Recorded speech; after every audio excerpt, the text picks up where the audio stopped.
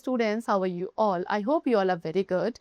Today students, we are going to start the very first chapter of class 8 science, that is about exploring the investigative world of science. Okay? See, so now just learn about the scientific journey this year. So we have the very first topic, our scientific journey this year. So students, this year, our journey of investigation will take us from the tiniest living things we can't see to the biggest global issues we can't ignore. ठीक है? इस year हमारी जो journey है investigation की, वो हम कहाँ से स्टार्ट करेंगे? छोटे छोटे लिविंग थिंग्स से जिन्हें हम देख नहीं सकते, वहाँ से लेकर उन बड़े ग्लोबल इश्यूज तक हम जाएंगे जिन्हें हम इग्नोर कर देते हैं। तो सबसे पहले हम एक्सप्लोर करेंगे something as small as a single drop of water and discover करेंगे एक hidden world of micro organisms को। माइक्रो ऑर्गेनिजम्स क्या है? टिनी लिविंग बींग्स, जो कि भले ही हमारी आईज के लिए इनविजिबल है, लेकिन they are very closely connected to us. उनमें से कुछ माइक्रो ऑर्गेनिजम्स हेल्पफुल होते हैं, जो कि डाइजेशन में हेल्पफुल है, मेडिसिन बनाने में हेल्पफुल है, whereas some can be harmful and cause infections. Now उसके बाद what does our body need to stay healthy? How do we protect ourselves from these infections? So हम ये सभी एक्सप्लोर करेंगे कि कैसे good nutrition, regular exercise, medicine and vaccines हमें well रखते हैं एंड हमारी बॉडी में डिफेंड करते हैं अगेंस्ट डिजीजेस।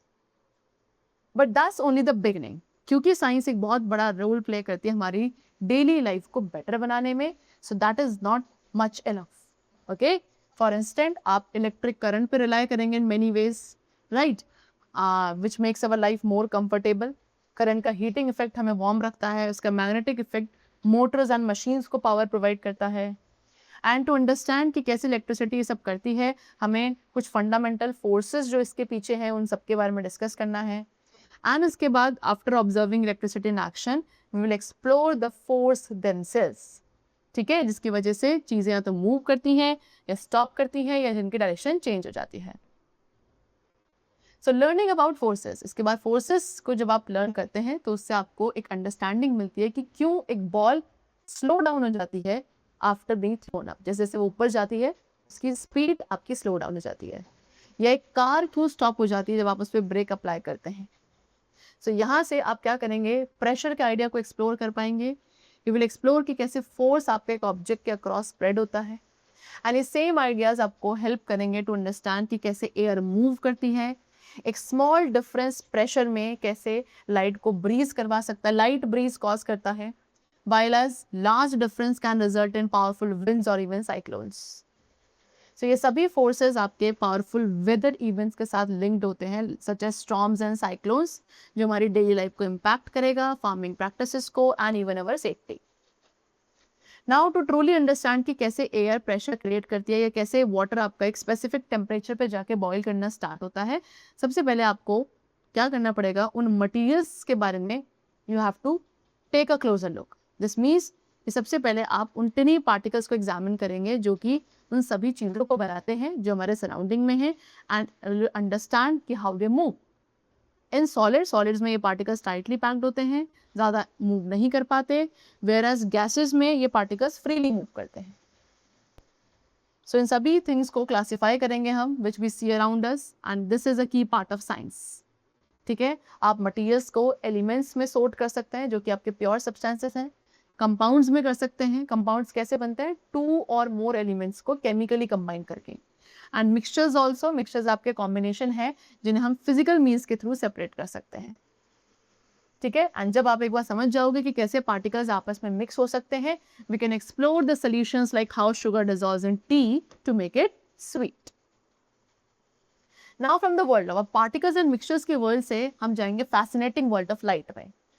ठीक है, वी विल लर्न कि कैसे light flat and curved mirrors दोनों को रिफ्लेक्ट करती है एंड कैसे वो बेंड हो जाती है जब वो लेंस के थ्रू पास हो।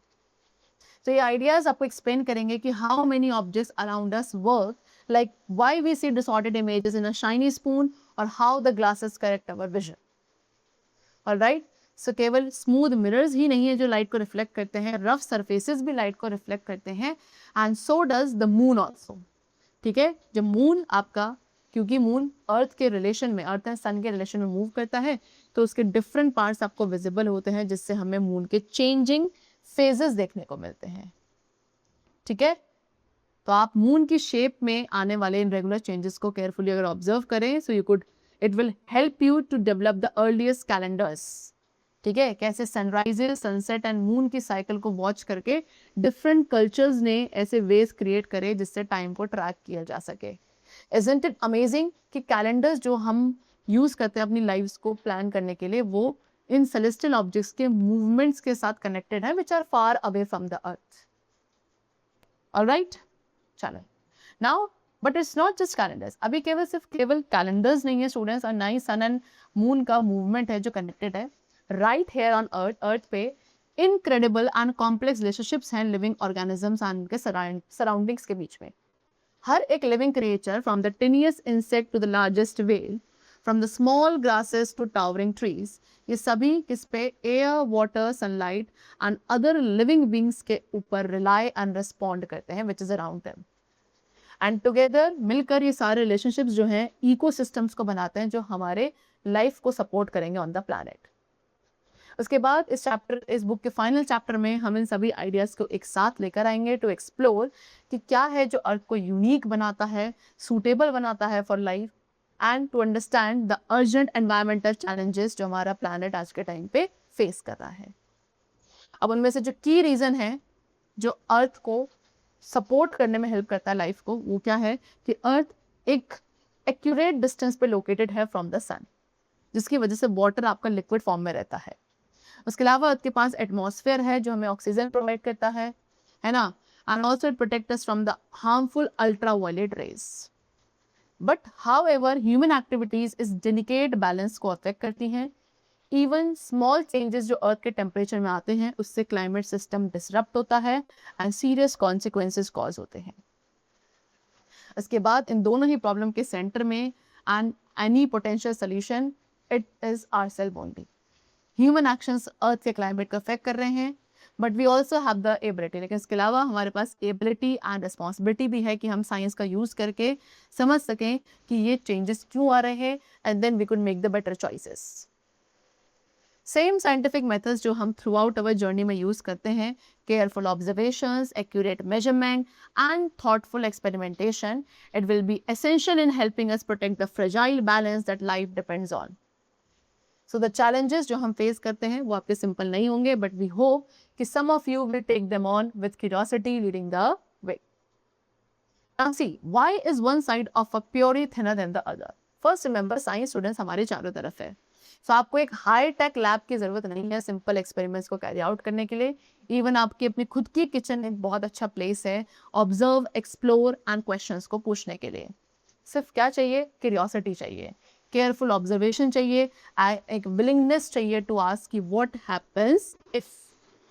आपने अगर कभी नोटिस किया हो कि पूरी या जो भटूरा है वो आपका फूल जाता है जब आप उसे हॉट ऑयल में प्लेस करते हैं, ये कैसे एक फुल का स्वेल होता है जब आप उसे डायरेक्टली फ्लेम के ऊपर रखते हैं। ठीक है, why does it puff like a balloon? Why is one side of the पूरी की क्यों एक साइड थिन होती है दूसरे के कंपैरिजन में? तो ये सभी क्वेश्चंस है जो एक साइंटिस्ट पूछ सकता है, and so can you also. ठीक है, so let's try to explore this everyday phenomena using a scientific approach. ठीक है, तो अब हम यहाँ पे क्वेश्चन पूछते हैं कि कौन से फैक्टर्स हैं जो पूरी के पफिंग को अफेक्ट करते हैं when it is fried. See, to answer that आप यहाँ पे एक सिंपल एक्सपेरिमेंट कैरी आउट कर सकते हैं। सबसे पहले आपको 2 इंपॉर्टेंट थिंग्स को आइडेंटिफाई करना है कि व्हाट वी कैन कंट्रोल, हम अपने एक्सपेरिमेंट में क्या कंट्रोल कर सकते हैं, क्या चेंज कर सकते हैं, and then what we can observe, हम क्या ऑब्जर्व या मेजर करेंगे टू चेक अगर वो चेंजेस से कोई डिफरेंस आता है। So in this case we would vary the thickness. अब इस केस में आप जो डो को रोल कर रहे हैं उसकी थिकनेस एंड साइज को यहाँ पे आप चेंज कर सकते हैं, right. And we must also try the different types of flour, जैसे कि आटा या मैदा है।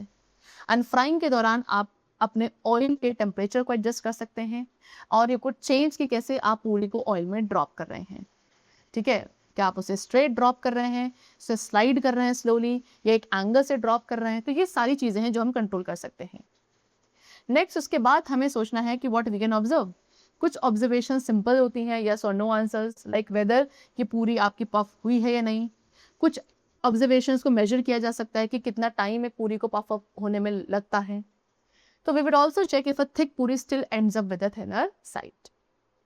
तो जब आप ऐसे एक्सपेरिमेंट्स करेंगे, इट्स इंपॉर्टेंट कि आप केवल एक ही वेरिएबल को एक टाइम पे चेंज करें, बाकी सबको सेम रखें। फॉर इंस्टेंट, आप इफ़ यू आर टेस्टिंग कि कैसे ऑयल टेम्परेचर पफिंग को अफेक्ट करेगा, तो आपको 2 सेम साइज का रखना है, सेम थिकनेस का रखना है, एंड ऑयल में उसको सेम तरीके से ड्रॉप करना है ईच टाइम।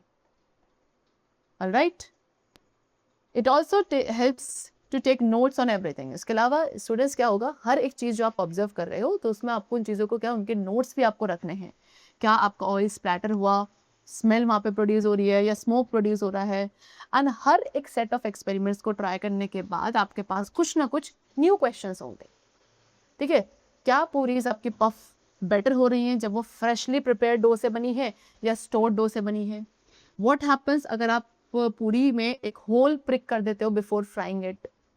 ऑलराइट, सो इस तरीके से कैसे, यही एक तरीका है कि कैसे साइंटिफिक एक्सपेरिमेंट्स वर्क करते हैं, चाहे वो सिंपल हो चाहे कॉम्प्लेक्स हो।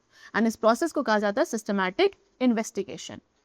एंड इंटरेस्टिंगली एक कॉमन ऑब्जर्वेशन कि भाई कैसे एक पूरी पफ करती है, ये आपका फुल्ली साइंटिस्ट तक भी आज अच्छे से समझ नहीं पाई।